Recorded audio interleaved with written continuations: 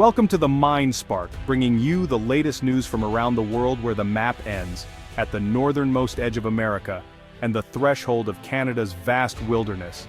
Tonight, the world's longest peaceful border is anything but quiet. Tense aerial shots sweep over icy mountains, winding highways, and border checkpoints bristling with new activity. Something unprecedented is unfolding, a crisis that threatens to sever Alaska from the rest of the United States, and to test the very idea of friendly neighbors. In the next few minutes, we'll take you inside the high-stakes standoff between Canada and America, where politics, economics, and human lives hang in the balance. This is not just a dispute over a road, it's a turning point for two nations, and perhaps, for the world. Let's begin. Canada has sealed off the main land route to Alaska, not with tanks, but with bureaucracy, new regulations, steep tolls, and strict inspections. The Alaska Highway, once a lifeline, is now a choke point. Trucks carrying essential goods face crippling delays and costs. American travelers find their passage uncertain, and Alaska's supply chain is in jeopardy. This move is Ottawa's boldest response yet in a growing trade dispute, threatening to isolate Alaska and spark a continental crisis. The implications go far beyond the highway. This is a direct challenge to U.S. sovereignty and economic security. For Canada, it's a high-stakes assertion of independence, a pushback against what it sees as American overreach. The world is watching as the longest undefended border suddenly feels very real and very defended. The free flow of goods and people, once a given, is shattered. Cargo trucks line up for miles, their deliveries of food, medicine, and building materials to Alaska in jeopardy, a powerful symbol of breakdown. Alaska, uniquely dependent on this single land route, faces shortages and rising prices for its 750,000 residents. But the bigger issue is precedent. If Canada can leverage geography to pressure the US, what does this mean for other global choke points? The standoff on the Alaska Highway is not just a regional spat, it's a global test of how nations resolve disputes in an era of rising nationalism. The crisis forces us to ask, what happens when friendly neighbors become adversaries over trade? The answer may reshape international cooperation for years to come. To grasp today's crisis, we must remember the Alaska Highway's origins. Built in 1942, it was a wartime necessity, America's answer to the threat of Japanese attack on an isolated Alaska. The US and Canada joined forces, carving a 500-mile road through brutal wilderness in just 8 months. It was a feat of engineering and cooperation, solidifying a strategic partnership. After the war, Canada took control of its section, and the highway evolved into Alaska's economic lifeline. Everything from groceries to fuel flows along this route. The 1977 Pipeline and Transit Treaty guaranteed uninterrupted passage, making the highway a symbol of trust and mutual respect. For nearly half a century, this agreement kept politics off the road. Now Canada's new restrictions threaten that legacy, calling into question the very foundation of US-Canada cooperation. The highway, once a monument to unity, is now a flashpoint. The trust built in wartime is showing deep cracks. The question, can the spirit that built the highway survive this test? The answer will define the future of the relationship. This standoff is years in the making, fueled by escalating trade disputes and eroding goodwill. Softwood lumber battles, US tariffs on Canadian steel and aluminum, and retaliatory Canadian tariffs have all deepened the rift. The renegotiation of NAFTA, now USMCA, only highlighted growing nationalism on both sides. Political leaders have stoked division, framing trade as a zero-sum game. Each new dispute added another layer of distrust. Canada's move to restrict the highway is a direct response to what it sees as American economic aggression. If the US can use national security as a pretext for tariffs, Canada feels justified in using geography as leverage.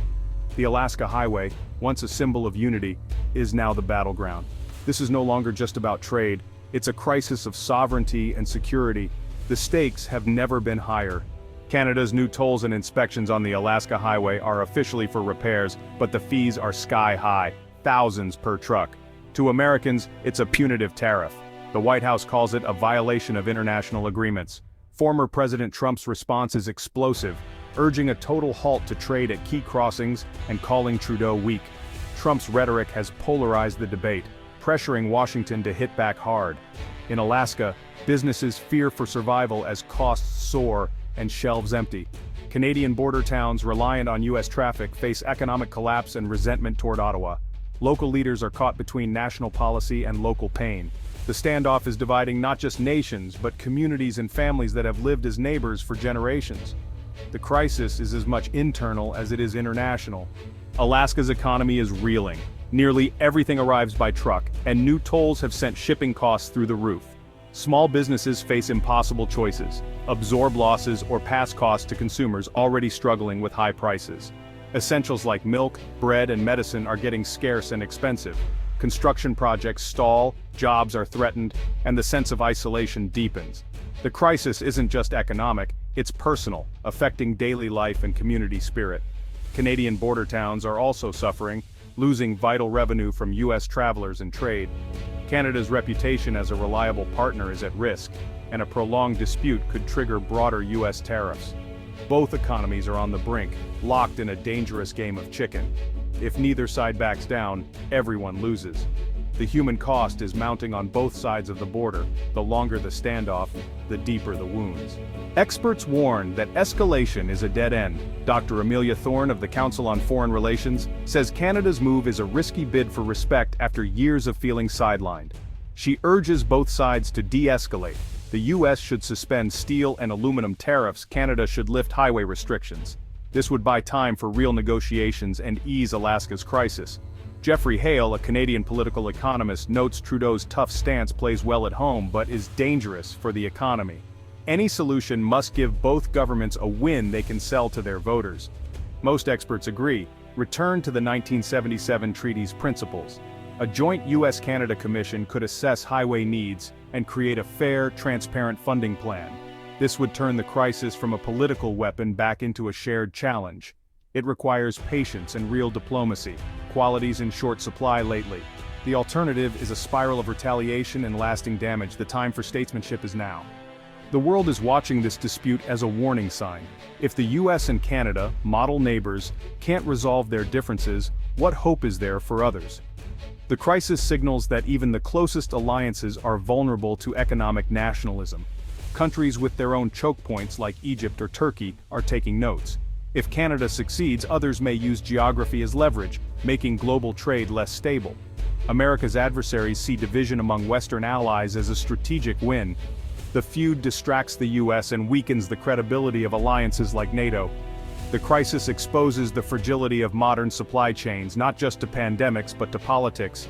Businesses and governments may rethink their strategies, accelerating moves to onshore or friendshore supply lines.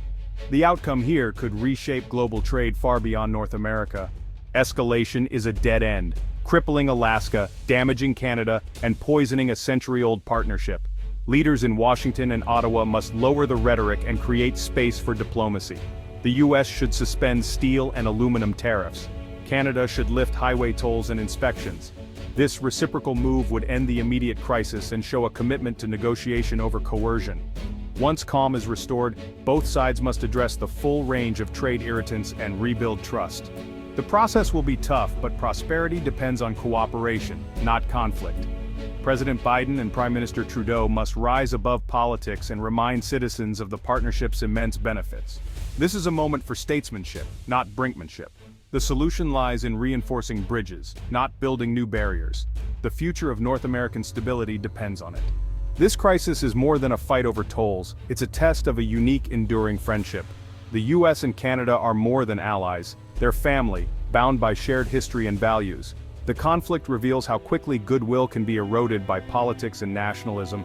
The image of stranded trucks is a stark warning. Peace and open borders require constant effort and compromise. Both nations must remember why they built the Alaska Highway together, to ensure mutual security and prosperity. Leaders must step back from confrontation and focus on shared interests. The world hopes the North American model can weather this storm. A peaceful resolution would prove that diplomacy can triumph over division. The path forward demands courage, humility, and a renewed commitment to friendship. The Alaska Highway should once again unite, not divide. The future depends on it.